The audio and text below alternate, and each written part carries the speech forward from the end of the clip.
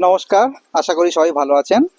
আজকে আপনাদেরকে ভারতবর্ষের অন্যতম শ্রেষ্ঠ একটা হাইব্রিড দেখাতে চলেছি, যে হাইব্রিডটা ট্র্যাডিশনালি ভারতবর্ষের বহু জায়গাতে, ওয়েস্ট বেঙ্গলে বিশেষ করে এই হাইব্রিডটা সবচেয়ে বেশি চাষ হয়, তারপরে উত্তরপ্রদেশে হয়।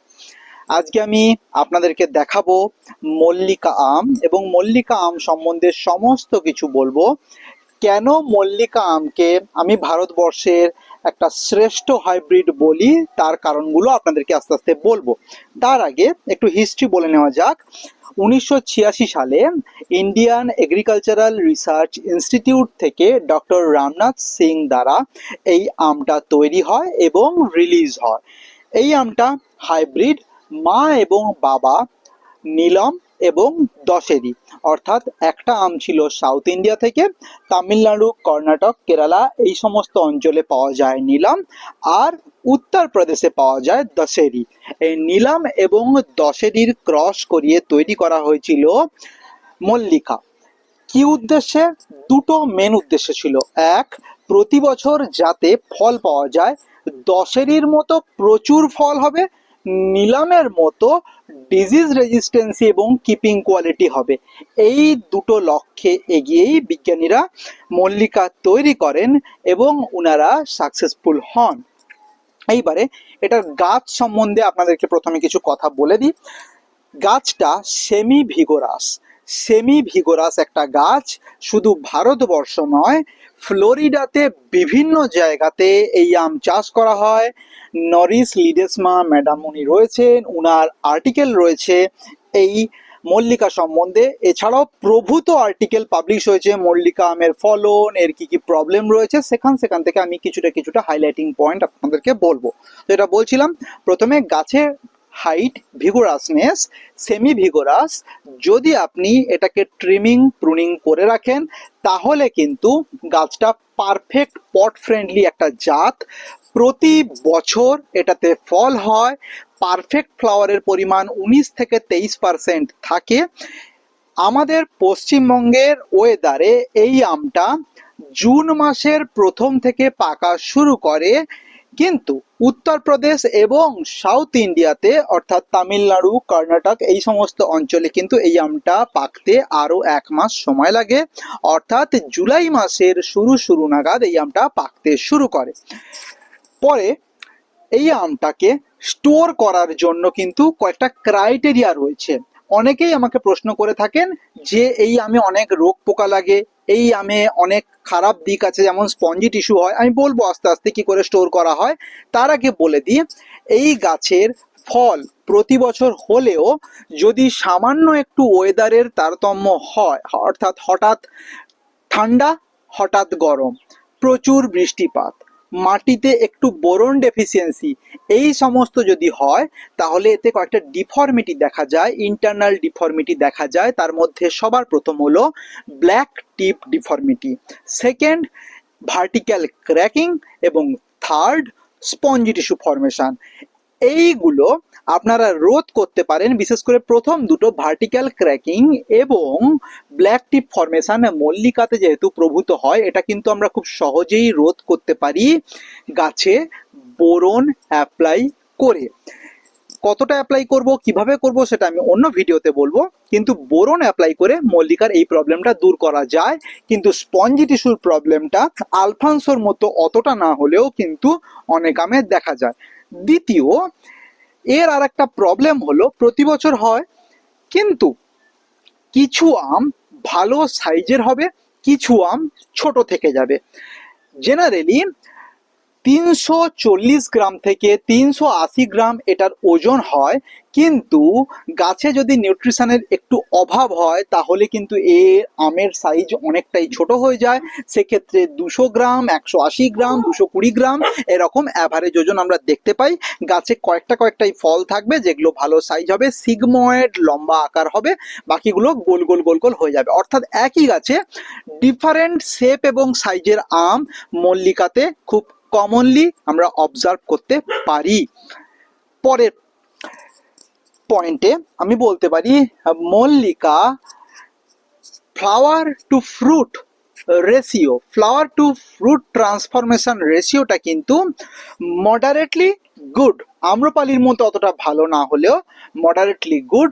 যারা মহাচানক লাগিয়েছেন এখন বা ইন্ডিয়ান আম যদি বলা হয় তাহলে বেঙ্গানাপাল্লি, যদিও বেঙ্গানাপাল্লি এর থেকে একটু বেশি ধরে, অনেকটা ধরন বেঙ্গানাপাল্লির মতো, এ কিন্তু একটা ফ্লাওয়ার প্যানিকেলে একটা থেকে দুটো আমই থাকে, তার বেশি নয়। খুব রেয়ার কেসে তিনটে চারটে আম দেখা যায়। In generally on an average একটা আমই থাকে, দুটো কিছু কিছু ক্ষেত্রে দেখতে পাওয়া যায়। এইবারে আমি বলবো এর ফলের রিভিউ, টেস্ট রিভিউ তো দেবো, তার আগে কয়েকটা কথা আপনাদেরকে বলবো। সেটা হলো মল্লিকা আম ম্যাচিওর হয়েছে কি হয়নি সেটা কি করে আমরা বুঝবো, আজকে আপনাদেরকে একটা আমি ট্রিক দেখিয়ে দিই। একবার আমি কাছ থেকে দেখাবো আপনাদেরকে। এই যে এই আমটা দেখছেন, এটা একটা মল্লিকা আম, এটাও একটা মল্লিকা আম, দেখতে পেয়েছেন? আমি বলছিলাম যে সাইজের ডিসক্রিপেন্সি হয়। দেখুন এইটা কিন্তু অরিজিনাল মল্লিকার শেপ অ্যান্ড সাইজ, এইটা কিন্তু ছোট হয়ে যাওয়া মল্লিকার শেপ অ্যান্ড সাইজ। মল্লিকার জেনারেল শেপ কিন্তু এরকম হয় না, মল্লিকার শেপ কিন্তু এরকম সিগময়েড, লম্বা, অনেকটা দশেরির মতো, কিন্তু চ্যাপটা দশেরির থেকে অনেকটাই বড়। এইবারে যেটা আমি বলতে চাইছি আপনাদেরকে, এইখানে একটা জিনিস দেখুন কাছ থেকে, আমার ডান হাতের আমটা, এই আমটা ব্যাগিং করা আম, এই আমটা নন ব্যাগ, কোন রকম ব্যাগিং করা হয়নি। দুটো আমেরই কিন্তু বয়স একই, ম্যাচুরিটি একই, একই সাথে দুটো আম তোলা হয়েছে। আপনাদেরকে দেখাবো বলেই আমি তুলেছি। দেখুন যেটাতে ব্যাগিং করা হয়েছে ডবল লেয়ার দিয়ে, সেটাতে কত সুন্দর ব্রাইট ইয়েলো অরেঞ্জ কালার এসছে। যেটাতে ব্যাগিং করা হয়নি, ন্যাচারালি পেকেছে, সেইটাতে সবুজ হলুদ বর্ণ রয়েছে। মল্লিকা কখন এবং কি করে খাবেন সেইটা আগে আপনাদেরকে বলে দিই, তারপর আমি আপনাদেরকে কেটে দেখাবো। মল্লিকা কখন এবং কি করে খাবেন, কি করে স্টোর করবেন সেটা নিয়ে প্রভূত রিসার্চ হয়েছে, অনেক আর্টিকেল আছে। প্রথমেই বলে দিই, মল্লিকা আম পাড়তে হয় ম্যাচিওর অবস্থাতে। আপনি যদি কোস্টাল এরিয়াতে থাকেন বা কোস্টাল এরিয়া থেকে একটু দূরবর্তী অঞ্চলে থাকেন, তাহলে মোটামুটি আপনি পারবেন জুন মাসের প্রথম সপ্তাহে মল্লিকাকে। জুন মাসের প্রথম সপ্তাহে ধরুন আপনি ব্যাগিং করেননি, আমগুলো সবুজ সবুজ হয়ে রয়েছে, সেই অবস্থাতেই পারবেন। পেড়ে ঘরে রাখবেন 3 দিন, 3 থেকে 4 দিন, যদিও সেটা ডিপেন্ড করে কতটা ম্যাচুরিটিতে ছিল আমটা। ইন জেনারেল কেসে একটা মল্লিকা ম্যাচিওর অবস্থাতে আপনি 2-3 বছর চাষ করার পর বুঝতে পারবেন ম্যাচিওর হয়েছে কিনা, কোন সময় হয়।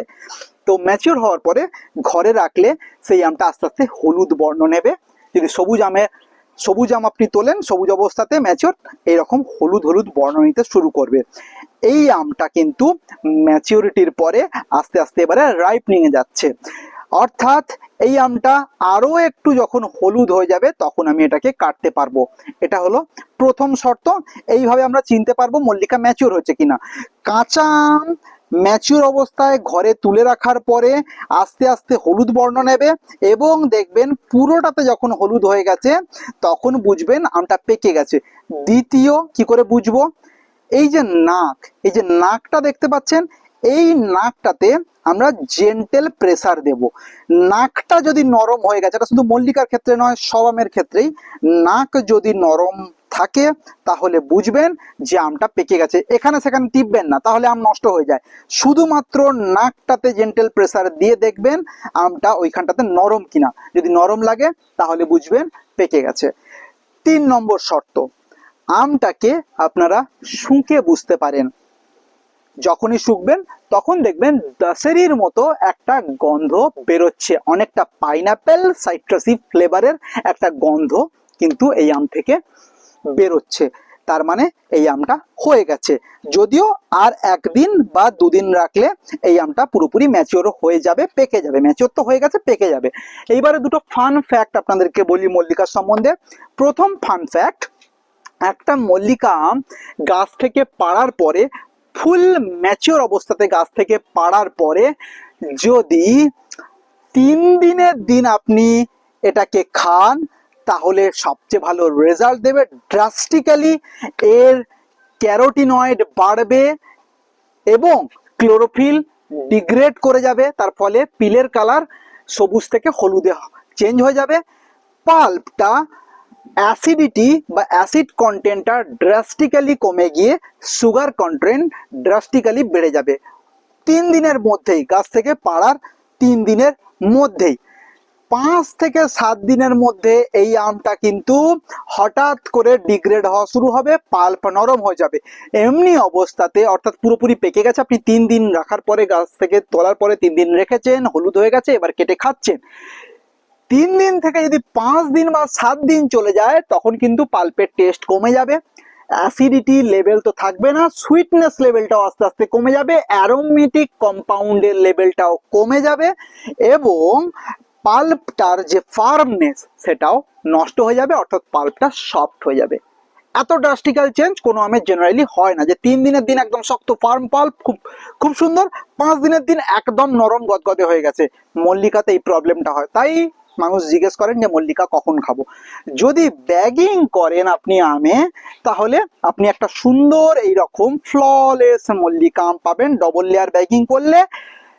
জেনারেল কেসে ব্যাগিং করা মল্লিকা আমে ম্যাচুরিটিতে, অর্থাৎ এই সময় গাছে আস্তে আস্তে একটুখানি হাত দেবেন, আস্তে করে একটু টান দেবেন, যেগুলো খসে যাবে বুঝে নেবেন ওগুলো হয়ে গেছে।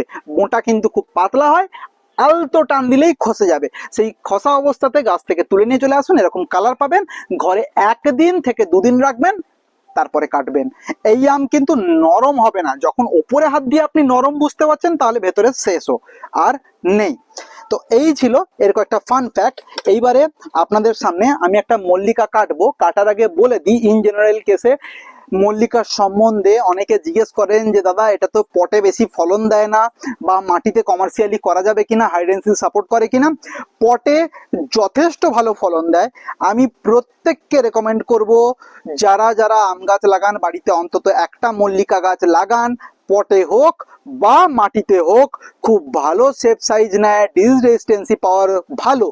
যদিও ফ্লোরিডার কিছু কিছু অঞ্চলে যেখানে 15 ডিগ্রি সেন্টিগ্রেডের নিচে তাপমাত্রা চলে যায়, সেখানে এই মল্লিকাতে ম্যালফরমেশন দেখতে পাওয়া যায়। তাই মল্লিকাতে কিন্তু ইন জেনারেলি ম্যালফরমেশন না দেখতে পাওয়া গেলেও একটু ঠান্ডা জায়গাতে মল্লিকাতে ম্যালফরমেশন দেখতে পাওয়া যায়। সুতরাং এটা ম্যালফরমেশন রেজিস্ট্যান্ট ভ্যারাইটি নয়।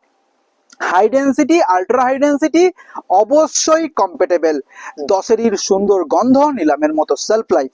চলুন একটা আম আমি কেটে দেখাবো। এই আমটা আপনাদের সামনে আমি কেটে দেখাবো। এইটা কাটছি, এটা হয়ে গেছে একদম প্রিপেয়ার। কাছ থেকে একবার দেখাই, দেখুন মল্লিকা আম, এটা পারফেক্টলি ম্যাচিওর রাইপ মল্লিকা কেমন দেখতে হয় এবং কেমন খেতে হয় দেখাবো। আমি যে আপনাদেরকে শর্তগুলো বললাম, সেই শর্তগুলো এটা মেনেছে। গাছ থেকে তোলার পরে আমি 1 থেকে 2 দিন, যদি এটা ব্যাগিং করা ছিল 1 থেকে 2 দিন রেখেছিলাম, সুন্দর গন্ধ বেরোচ্ছে, নাকটা নরম হয়ে গেছে। আসুন আমার প্রেডিকশন ঠিক কিনা দেখে নেওয়া যাক। দেখুন, দেখেছেন সুন্দর অরেঞ্জ ফার্ম পাল্প, কোনো রকম এতে ফাইবার ফিল হয়নি। যখন আমি আমটা কেটেছি কোনো রকম ফাইবার এতে ফিল হয়নি। তো এই দেখলেন। এইবারে আমি এটার গন্ধ বলবো আপনাকে। হ্যাঁ, গন্ধটা বলে দিই, খুব মিষ্টি একটা অ্যারোমা, অনেকটাই ইনফ্যাক্ট 90% দাসেরির মতো গন্ধ, আর 10% বাকি অ্যাভারেজ যে সমস্ত আম আছে আমাদের, চৌসা, ল্যাংড়া, হিমসাগর, সবার মেলালে যেরকম একটা মিষ্টি আমের গন্ধ হয়, সেই মিষ্টি আমের গন্ধ আছে। পাল্পটা কিন্তু অত্যন্ত ফার্ম পাল্প, কোনো ফাইবার। এই সেরেটেড ছুরি, আমি বলেছি আগেও, আমি সেরেটেড ছুরি ব্যবহার করি। খাঁচ খাঁচ খাঁচ খাঁচ খাঁচ খাঁচ ছুরিতে যদি আমি কাটি, এরকম ঘষে ঘষে কাটলে ফাইবার থাকলে কিন্তু লাগে। এই ছুরিতে কোনো রকম ফাইবার ফিল করিনি, তার মানে এটাতে ফাইবার নেই। যদিও আর্টিকেলেও দেওয়া রয়েছে খুব লেস অ্যামাউন্ট অফ ফাইবার, খুব ট্রেস অ্যামাউন্ট অফ ফাইবার থাকে। এইবারে আমি এর টিএসএস দেখাবো। জানি খুব কমন আম হওয়া সত্ত্বেও অনেকে এই আমটা টেস্ট করেননি। মল্লিকা আম কিন্তু গাছ থেকে পাড়ার সঙ্গে সঙ্গে খাওয়ার আম নয়, মানে গাছ থেকে পেড়ে আম খাবেন সেটা নয়। মল্লিকা আম গাছ থেকে পেড়ে রাখতে হবে, যেরকমটা আমি বললাম। এইবারে এটা টিএসএস আমি দেখব। জুসিনেসটা মডারেট 21 টিএসএস। এবারে আমি একটু জুসিনেস দেখাই। এই যে আমটা দেখছেন, এইটুকু আগে ফাইবার দেখুন, কোনো ফাইবার নেই, একদম পাতলা পাতলা ফাইবার লেগে রয়েছে। এই পাল্পে কোনো ফাইবার নেই। এইবারে আমি এটা জুসিনেস আপনাদেরকে দেখাই। দেখুন, মডারেট অ্যামাউন্টের জুস রয়েছে এটাতে। পাইরি বা রসপুরির থেকে কম, কিন্তু পুষা সুরিয়ার থেকে বেশি। এবারে আমি এটা টেস্ট করব, তার আগে বলে দিই গন্ধ বলে দিয়েছি, খুব সুন্দর একটা গন্ধ বেরোচ্ছে। মিষ্টির দোকানের গন্ধ যেরকম নাক ভরে যায়, বেশিক্ষণ শুকলে গা ভারী হয়ে যায়, ঠিক সেরকম গন্ধ। খেয়ে দেখবো। মুখের ভেতরে কিন্তু এক্সট্রিমলি জুসি, ফাইবার নেই। আমার খাওয়া যত আম আছে তার মধ্যে সবচেয়ে কম ফাইবারের আমগুলোর মধ্যে মল্লিকা অন্যতম, একদম ফাইবার নেই। টক মিষ্টি একটা ফ্লেভার আছে, যদিও এই আমটা যদি আরো একদিন রাখতাম তাহলে এই টকের ভাবটাও আর থাকতো না, কিন্তু টক মিষ্টি ফ্লেভারটাই এনজয়েবল, শুধু মিষ্টি হয়ে গেলে সেটা এনজয়েবল নয়। এইবারে বলি, এই যে খেলাম, খাওয়াতে আমার মুখের ভেতর দশেরির অ্যারোমা পুরো রয়েছে, নিলমের সামান্য একটু হিন্ট আছে, মোস্টলি দশেরির অ্যারোমা রয়েছে, জুসিনেস যথেষ্ট, ফার্ম পাল্প হলেও মুখে সামান্য প্রেসারে কিন্তু পাল্পটা একদম গলে যাচ্ছে, মুখে কিচ্ছু অবশিষ্ট থাকবে না। স্মুথনেসের দিক থেকে, ফার্মনেসের দিক থেকে তো খুবই ভালো, স্মুথনেসের দিক থেকেও এক্সট্রিমলি গুড, কোনো ফাইবার নেই, তাই জন্য একদম স্মুথ পাল্প, একদম স্মুথ, কোনো মাঝখানে রাফ টেক্সচার একদমই নেই। ফার্মনেসের দিক থেকে একদম ফার্ম। এইবারে দেখাই খোসাটা, খোসাটা দেখুন একদম পাতলা, খোসাটা একদম পাতলা। এইবারে বলি সেলফ লাইফ, যেহেতু খোসাটা পাতলা তাই জন্য যদি ম্যাচিওর অবস্থাতে, কাঁচা ম্যাচিওর অবস্থাতে মল্লিকা তোলেন, 3 দিন থেকে 4 দিন লাগবে এটার পাকতে, 5 থেকে 6 দিন থাকবে, 7-8 দিন থেকে কিন্তু এ আস্তে আস্তে ডিগ্রেড করা চলে। এইখানে একটু কালো হয়ে যাবে, এইখানটাতে একটুখানি জেলি জেলি হয়ে যাবে, ওপরটাতে একটু জেলি জেলি হয়ে যাবে, পাল্প ডিগ্রেড যেরকম হয় সেরকম হয়ে যাবে। তাই বেস্ট বিফোর 6 to 7 days, যদি ম্যাচিওর অবস্থায়, যদি এরকম পাকা অবস্থায় তোলেন তাহলে 2 থেকে 3 দিন সবচেয়ে ভালো আপনার মল্লিকা টেস্ট করার জন্য, টক মিষ্টি একটা ফ্লেভার পাবেন। আফটার টেস্ট খুবই ভালো, মুখের দশেরির ফ্লেভার রয়েছে, ট্র্যাডিশনাল দশেরির যে ফ্লেভার থাকে সেই ফ্লেভারটা ট্র্যাডিশনালি আমরা পেয়ে থাকি আমগুলোতে জেনারেলি, ঠিক সেরকম একটা ফ্লেভার গলাতে রয়েছে, প্যালেটে রয়েছে, থ্রোটে রয়েছে। এনজয়েবল, খুবই এনজয়েবল একটা আম, সবাইকে লাগানোর জন্য আমি বলবো। এবারে স্কোরিং করে দিই আমি ফটাফট, তাহলে বুঝতে আপনাদের সুবিধা হবে। অর্গানোলেপটিক স্কোরিংটা পরে করব, তার আগে গাছের হাইট, ডিজিজ রেজিস্ট্যান্সি, পট ফ্রেন্ডলি কিনা, সব দিক থেকে একে 10-এ 8 বা 9 স্কোর করা যায়। সারা পৃথিবীর এমন কোনো অর্কার্ড নেই যেখানে অন্তত মল্লিকা একটা হলেও নেই। ব্রাজিল হোক, ফ্রান্স হোক, ফ্লোরিডা হোক, কিউবা হোক, ঘানা হোক, স্পেন হোক, সব জায়গাতে, যতটুকু জায়গাতে আম চাষ হয় সেখানে মল্লিকা আছে। মল্লিকা সবাই টেস্ট করেছেন। ইজিপ্টে তো মল্লিকার আলট্রা হাই ডেন্সিটি বাগানও রয়েছে, যেখানে 3 ফুট বাই 3 ফুটে মল্লিকা চাষ করা হয়। ইজিপ্টে, আরবে 2 জায়গাতেই রয়েছে। তো 10-এ 8 থেকে 8.5 9 অবশ্যই দেওয়া যায়। এবারে টেস্টের দিক থেকে বলি আমি, প্রথমেই অ্যারোমাতে যেহেতু একটা রিচ অ্যারোমা রয়েছে, 10-এ 9 অবশ্যই আমি দেব। আফটার টেস্টের দিক থেকে একে 10-এ 9 অবশ্যই দেওয়া যেতে পারে। সুইট অ্যাসিড ব্যালেন্সের দিক থেকে 10-এ 9 অবশ্যই দেব, খুব সুন্দর ক্যালিবারেটেড সুইট অ্যাসিড ব্যালেন্স। সুইটনেসের দিক থেকে একে আমি 10-এ 8 বা 9 দিতেই পারি। 21 TSS যথেষ্ট মিষ্টি, এতটা মিষ্টি হওয়া সত্ত্বেও সামান্য একটু টক টক ভাব কিন্তু খুবই মজার এবং উপভোগ্য। এরপরে পয়েন্ট স্টোরেজ লাইফের দিক থেকে যদি একে আমাকে বলতে বলা হয় তাহলে একে 10-এ আমি 6 থেকে 7 দিতে পারি। এই আমটাকে একটু ধাক্কা দেওয়া হলো বা ছুঁড়ে ফেলা হলো তাহলে কিন্তু আমগুলো ডিটোরিয়েট হয়ে যায়, নষ্ট হয়ে যায়।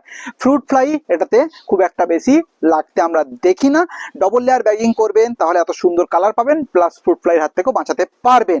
এইবারে যেটার কথা আমি বলছিলাম সেটা আপনাদেরকে একটু দেখিয়ে দিই। আচ্ছা, স্কোরিং এর দিক থেকে আর একটু বলে দিই। এর অ্যাপিয়ারেন্সের দিক থেকেও কিন্তু একে 10-এ 8 দেওয়া যায়। খুব সুন্দর সিগময়েড ইয়েলো অরেঞ্জ কালার আসে ব্যাগিং করলে, তো সেদিক থেকেও 10-এ 8 বা 9 কে দেওয়া যায়। ওভারঅল অর্গানোলেপটিক স্কোরিং করলে 10-এ 8 থেকে 9 খুব অনায়াসে মল্লিকাকে দেওয়া যাবে। এবারে যেটার কথা আমি বলছিলাম আপনাকে, আপনারা অনেকে এই সমস্যাটা ফেস করতে পারেন, সেটা হলো এই দেখুন স্পঞ্জি টিস্যু। এইটাকেই টিপিক্যাল স্পঞ্জি টিস্যু অ্যাপিয়ারেন্স বলা হয়। স্পঞ্জের মতো টিস্যু ফর্মেশন হয়ে গেছে, এটা একটা ইন্টারনাল ডিফর্মিটি, এটা কোনো পোকা নয় বা এটা কোনো বাইরের কোনো কিছুর রোগ নয়, এটা স্পঞ্জি টিস্যু ফর্মেশন, যেটা ইন্টারনাল ডিফর্মিটি, এটার পেছনে বিজ্ঞানীরা কাজ করছেন। তো এটার পেছনে দায়ী বলা হয় ওয়েদারকে। কি ওয়েদার? মাটির টেম্পারেচারের সাথে বায়ুমণ্ডলের টেম্পারেচারের পার্থক্য যদি অনেকটা বেশি হয়ে যায় তাহলে কিন্তু এইরকম প্রবলেমটা দেখা যায়, যেটা আলফানসোতে প্রচুর পরিমাণে হয়, মল্লিকাতে কিন্তু এর পরিমাণটা কম। ওয়ার্ল্ড ম্যাঙ্গো বুক ফেসবুক গ্রুপে অনেকেই ব্ল্যাক টিপ ডিফর্মিটি নিয়ে পোস্ট করেছিলেন। মল্লিকাতে ব্ল্যাক টিপ ডিফর্মিটিটা এড়াতে গেলে আবারও বলছি, বোরন অ্যাপ্লাই করবেন যখন ফলটা মটর দানার মতো থাকবে তখন একবার, যখন মার্বেল গুটির মতো হবে তখন আর একবার, আর সারা বছর যদি চান সারা বছরের যে কোনো সময় আপনি আর একবার অ্যাপ্লাই করতে পারেন বোরন। তো এইটার জন্য ক্যালসিয়াম এবং পটাশিয়াম ডেফিসিয়েন্সি অনেক সময় দায়ী বলে মনে করা হয় এই স্পঞ্জি টিস্যু ফর্মেশনের জন্য। আমার ইন্টারনাল ডিফর্মিটির ভিডিওটা দেখে নেবেন, ওটাতে স্পঞ্জি টিস্যুর এক্সপ্লেন করা আছে, বিস্তৃতভাবে বলা আছে কি করে এটার সলিউশন আপনি পাবেন। এইখানেই শেষ করব আজকে মল্লিকা আমের রিভিউ। আপনারা দেখলেন আমার গাছে কত সুন্দর ফল হয়ে রয়েছে। আমি সবাইকে বলবো যে মল্লিকা লাগান। আবার বলছি, টিজেসির ভিডিওতেও বলেছিলাম, একটা টিজেসি গাছ লাগানোর থেকে একটা মল্লিকা গাছ লাগানো অনেক অনেক অনেক বেটার, 1000 টাইম বেটার। এর টেক্সট এক্সপিরিয়েন্স অনেক বেটার, ভারতবর্ষে কেন সারা পৃথিবীর অনেক আমের থেকে। তাই আশা করব আপনারা মল্লিকা লাগাবেন। এরকমটা একদমই নয় যে 50-60 টাকার গাছ 30 টাকার গাছ বলে গাছটা ভালো নয়। লাস্ট একটা জিনিস বলে শেষ করব, মল্লিকা আমের অনেক রকম ট্রেট এখন হয়ে গেছে, কারণ অনেক দিন আগেকার আম 1986 সালে রিলিজ করা হয়েছিল, তারপরে গ্রাফট গ্রাফট গ্রাফট, এই গাছ থেকে ওই গাছ, ওই গাছ থেকে ওই গাছ, গ্রাফট করে করে ট্রেট চেঞ্জ হয়েছে। অনেক জায়গায় মল্লিকা একদম ছোট ছোট ছোট ছোট হয়, গোল গোল গোল গোল হয়, সেটা কিন্তু অরিজিনাল মল্লিকার শেপ এবং সাইজ নয়। হতে পারে সেটা নিউট্রিশনাল ডেফিসিয়েন্সির জন্য হচ্ছে ওই সাইজ অ্যান্ড শেপ, কিন্তু অনেক জায়গাতে আমি ট্রেট দেখেছি যে এটার সাইজ একদমই ছোট, সে গাছে ভালো খাবার দিলেও বড় আম হয় না, যেটা অরিজিনাল মল্লিকার শেপ এবং সাইজ, সিগময়েড ইলংগেটেড শেপ। ভালো থাকবেন, দেখা হচ্ছে পরের সপ্তাহে আবার একটা নতুন ভিডিও নিয়ে।